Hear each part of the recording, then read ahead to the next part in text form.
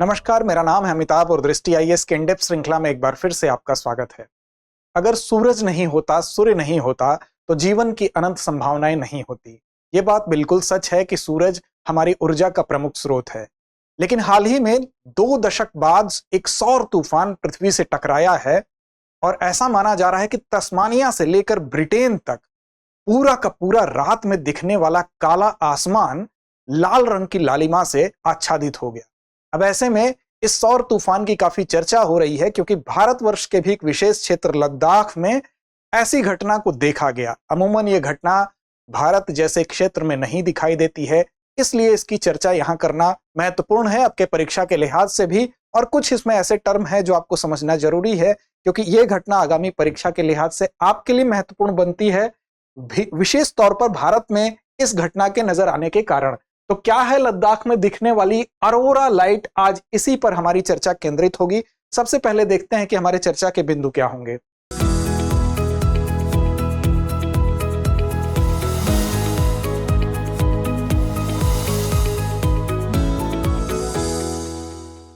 बात हम खबर की करेंगे, चर्चा में क्यों है इस बात को समझने के साथ साथ ये अरोरा लाइट होती क्या है इसको भी हम समझने की कोशिश करेंगे।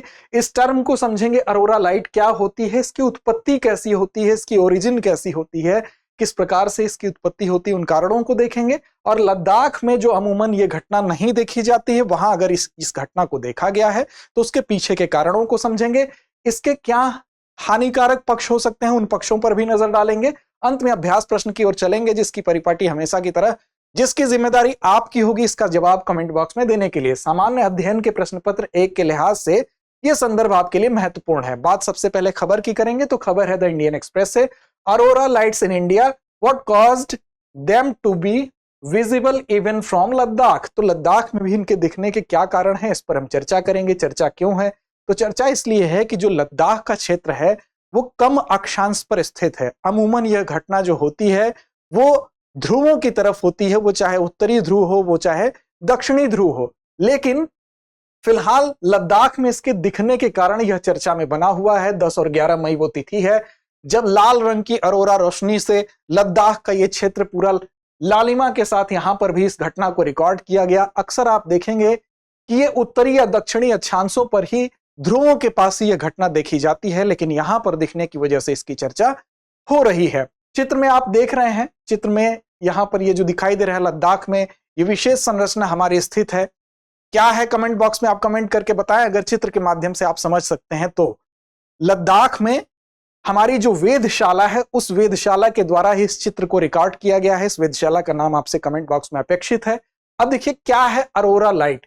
अरोरा लाइट को हम समझते हैं तो देखिए आकाश में कुछ ऐसे रंगों का, प्रकाश के ऐसे रंगों का प्रदर्शन है, डिस्प्ले है। इसको प्राकृतिक रोशनी के रूप में हम आइडेंटिफाई कर सकते हैं। ये एक प्राकृतिक रोशनी होती है जो कि आकाश में जिसका प्रदर्शन होता है। ये रोशनी नीली भी हो सकती है, ये रोशनी लाल, पीली, हरी या नारंगी है, या इसके अलावा भी कुछ रंगों की हो सकती है। ये एक प्रकार की नेचुरल लाइट होती है। कुछ घटनाओं के कारण आकाश में इसकी उत्पत्ति होती है। अब देखिए सामान्य रूप से ये उच्च अक्षांशों वाले आर्कटिक और अंटार्कटिक अर्थात ऊपर या नीचे ध्रुवों की तरफ ये घटित होने वाली घटना होती है, इसलिए इसको ध्रुवीय प्रकाश या पोलर लाइट के नाम से भी जाना जाता है। हालांकि उत्तर और दक्षिण में इसको अलग अलग नाम दिया गया है। अगर बात करें उत्तर की तरफ तो अरोरा बोरेलिस इसको कहा जाता है। उत्तर के क्षेत्र Alaska, Canada, Iceland, Greenland, Norway, Sweden और फिनलैंड के क्षेत्र में। वहीं दक्षिणी भाग में अगर बात करें तो इसको अरोरा ऑस्ट्रेलिस के नाम से जाना जाता है। यह क्षेत्र अंटार्कटिका, चिली, अर्जेंटीना, न्यूजीलैंड और ऑस्ट्रेलिया जैसे जो दक्षिणी ध्रुव के आसपास के क्षेत्र हैं वहां पर, तो दोनों उत्तर या दक्षिण में इसके नामों में भी अंतर है। इसके अलावा इसको नॉर्दर्न भी अरोरा भी कहा जाता है, सॉदर्न अरोरा के नाम से भी इसको पुकारा जाता है आम बोलचाल की भाषा में। लेकिन आप ये ध्यान रखेंगे कि अरोरा बोरेलिस और अरोरा ऑस्ट्रेलिस इसको उत्तर और दक्षिण में क्रमशः बोलते हैं। अब इसके उत्पन्न होने का कारण क्या है, सबसे पहले इन कारणों पर हम नजर डालते हैं। तो दरअसल जो सूर्य होता है, सूर्य की सतह पर कई गतिविधियां होती हैं। आप जानते हैं कि सूरज जो हमारी ऊर्जा का प्राथमिक स्रोत, प्रमुख स्रोत है, उसके अंदर नाभिकीय संलयन की भी क्रिया होती है। इसके अलावा उसकी जो बाहरी सतह है, कोरोना का जो पार्ट है, वहां पर भी लगातार कुछ न कुछ गतिविधियां होती हैं और सूर्य के द्वारा लगातार एक प्रकार की हवा प्रसारित की जाती है जिसको सोलर विंड के नाम से हम जानते हैं। सोलर विंड का उत्सर्जन होता है। इस सोलर विंड में क्या होता है, तो कुछ आवेशित कण होते हैं जो जैसे इलेक्ट्रॉन हो गया, प्रोटॉन हो गया, इस प्रकार के जो आवेशित कण होते हैं उनकी एक वेव, उनकी एक धारा इस सोलर विंड के माध्यम से उत्सर्जित होती है, प्रवाहित होती है। और ये धारा, आप इस चित्र को देखें, यहां से सूर्य के माध्यम से जो सोलर विंड आएगी, तो सोलर विंड के माध्यम से ही ये आवेशित कण पृथ्वी के आसपास इसके वायुमंडल में प्रवेश करने की कोशिश करेंगे। और इसके वायुमंडल में जब प्रवेश करने की कोशिश करेंगे तो इसके चारों ओर, पृथ्वी के चारों ओर एक मैग्नेटिक फील्ड होती है, एक चुंबकीय क्षेत्र होता है, जो कि पृथ्वी पर इस प्रकार के जो कॉस्मिक विकिरण होते हैं, इस प्रकार के जो सूर्य से आने वाले विकिरण होते हैं, उनसे यह मैग्नेटिक फील्ड पृथ्वी की सुरक्षा का काम करता है। तो ऐसी दशा में ये इसको विक्षेपित करता है, अर्थात ऊपर की तरफ फेंकता है, जिससे कि इस सोलर विंड से होने वाले हानिकारक प्रभावों से पृथ्वी की रक्षा होती है। लेकिन कई बार ऐसा होता है कि ये सोलर विंड जब विक्षेपित किए जाते हैं तो ऊपर के पार्ट में विक्षेपित किए जाने के कारण, ऊपर या नीचे की तरफ ये विक्षेपित किए जाने के कारण बीच में तो नहीं आ पाते हैं, लेकिन कई बार ऊपरी सुरक्षा कवच को ये भेद देते हैं और एकाध ऐसे कण होते हैं जो कि इस चुंबकीय क्षेत्र से अंदर, चुंबकीय क्षेत्र में फंस जाते हैं और अंदर की तरफ प्रवेश कर जाते हैं। इसको और बढ़िया से हम आगे के चित्र में देख सकते हैं कि उत्तरी और दक्षिणी ध्रुवों पर जो चुंबकीय क्षेत्र की रेखाओं के नीचे, ये आप देख सकते हैं, यहां से ये अंदर प्रवेश कर जाएंगे और इनके अंदर प्रवेश कर जाने के कारण जो पृथ्वी का वायुमंडल है, ये वस्तुतः उसमें प्रवेश कर जाते हैं। और पृथ्वी के वायुमंडल में आपको पता है कि विभिन्न गैसें होती हैं, और इन गैसों के साथ जब इन छोटी छोटी जो आवेशित, छोटे छोटे जो आवेशित कण हैं, उनका जब संपर्क होता है तो इनके बीच में घर्षण होगा और उससे छोटी छोटी चमकें उत्पन्न होंगी, लाइट उत्पन्न होगी और आकाश का पूरा जो रंग होगा वो रोशन होगा। अब ये अलग अलग रंग अलग अलग बार उत्पन्न होने के पीछे भी कुछ कारण होता है। जैसे अगर ऑक्सीजन के संपर्क में ये आवेशित कण आएंगे तो उस समय यहां पर हरे रंग की उत्पत्ति होगी, हरा आसमान दिखाई देगा। वहीं अगर नाइट्रोजन गैस के संपर्क में आएंगे तो ये नीले या बैगनी रंग के भी दिखाई देंगे। तो कहने का मतलब यह है कि ये अलग अलग गैसों से जब इनका घर्षण होगा, टकराहट होगी, तो उस पर निर्भर करेगा कि आकाश किस रंग का दिखाई देगा। तो हाल में जो घटना घटित हुई है उसके घटित होने के पीछे ये कारण है। अब लद्दाख में दिखने का कारण क्या है भाई? अमूमन जब ये बात हो रही है कि सामान्य रूप से ये या तो उत्तरी भाग में या तो दक्षिणी भाग में ध्रुवों की तरफ दिखाई देंगे। इस मैप के माध्यम से आप समझ सकते हैं कि या तो ये इस हिस्से में अलास्का हो गया, आपका ये हो गया नॉर्वे हो गया, स्वीडन हो गया, फिनलैंड हो गया, इस क्षेत्र में ही ये दिखाई देंगे, और या तो ये दक्षिणी हिस्से में अर्जेंटीना वाले क्षेत्र में, इस क्षेत्र में अफ्रीका ऑस्ट्रेलिया वाले क्षेत्र में दिखाई देंगे। लेकिन भारत तो स्थित है लगभग मध्य अक्षांश पर, तो यहां पर अगर ये घटना घटित हो रही है, भारत के ऊपरी हिस्से में घटित हो रही है, यहां पर दिखाई देने का कारण क्या है?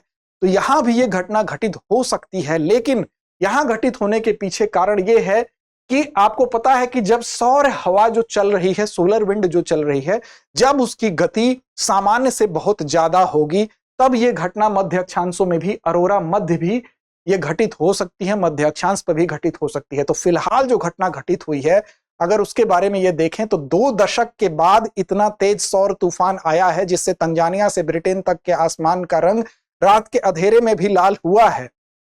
इसके लिए एलोन मस्क ने भी बताया, जिनकी जो कंपनी स्टारलिंक है उसमें निचली कक्षा में, पृथ्वी की निचली कक्षा में उसके लगभग 5000 उपग्रह तैनात हैं, तो उनके द्वारा भी इसको 2 दशक की सबसे बड़ी घटना के रूप में, सबसे बड़े सौर तूफान के रूप में इसको चिन्हित किया गया है। और आपको बता दें कि इससे पहले 2003 में हैलोवीन नाम का एक तूफान आया था, जिससे कि स्वीडन में पूरे के पूरे ब्लैकआउट की कंडीशन हो गई थी।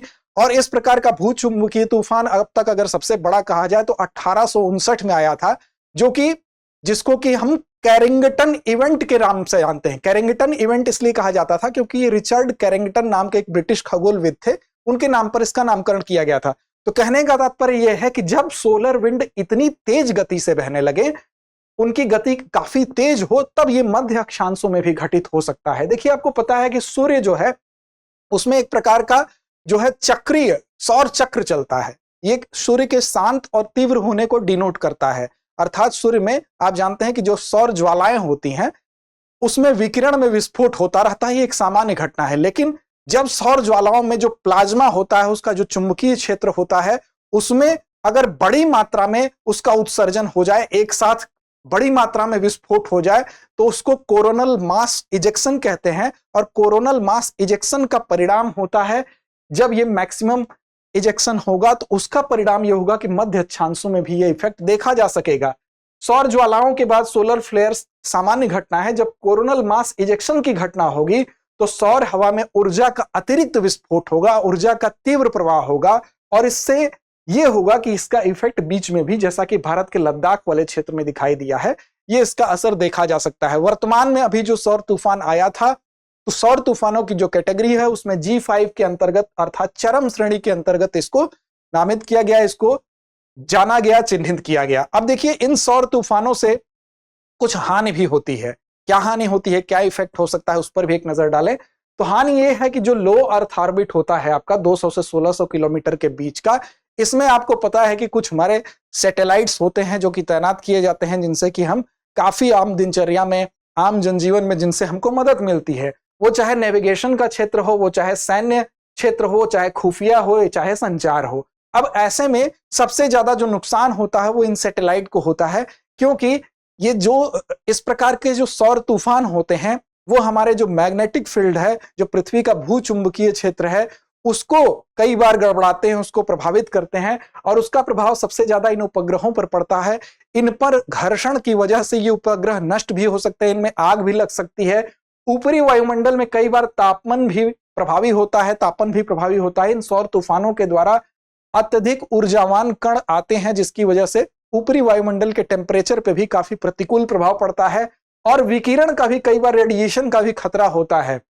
साथ ही इन उपग्रहों के सुचारू रूप से संचालन में तो बाधा उत्पन्न होती ही है, साथ ही घर्षण के परिणाम स्वरूप इनके नष्ट होने का भी खतरा होता है। तो फिलहाल अभी जो घटना देखी गई है वो पिछले 2 दशकों की सबसे बड़ी सौर तूफान के रूप में इसको जाना गया है, इस वजह से इसका विशेष महत्व है। तो फिलहाल यह कहना समीचीन होगा कि सूर्य जहां एक ओर हमें ऊर्जा प्रदान करता है, जीवन प्रदान करता है, वहीं सूर्य से आने वाले ये तूफान हमें सचेत भी करते हैं कि जहां पर आशा है वहां कुछ दुष्परिणाम भी उसके हो सकते हैं, उससे हमें सचेत रहने की भी जरूरत है। तो फिलहाल ये एक ऐसी प्राकृतिक घटना है जिसके विषय में हमें जानना आवश्यक था। अब आज इसी से संबंधित एक प्रश्न आपके सामने है, जिसकी जिम्मेदारी आपकी है, इसका जवाब हम आपसे अपेक्षित है। दक्षिणी ध्रुव पर अरोरा लाइट को किस नाम से जाना जाता है?